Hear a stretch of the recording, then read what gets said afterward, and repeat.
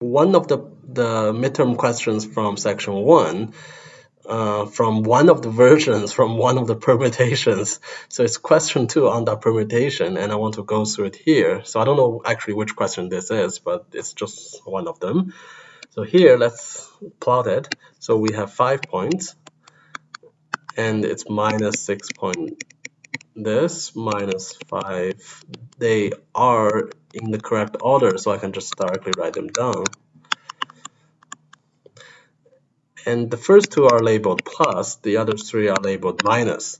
And it's asking for the decision boundary. So the decision boundary just means you want to find one number such that on the left it's labeled plus, on the right it's labeled minus.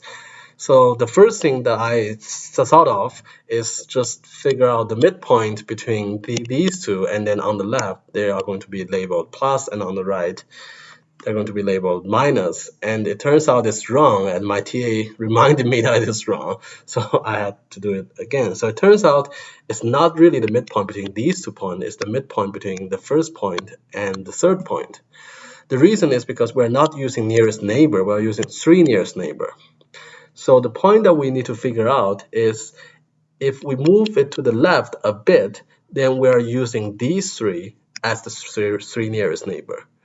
If we move it to the right by a little bit, then we're using these 3 as the 3 nearest neighbor. Then that single point is called the decision boundary.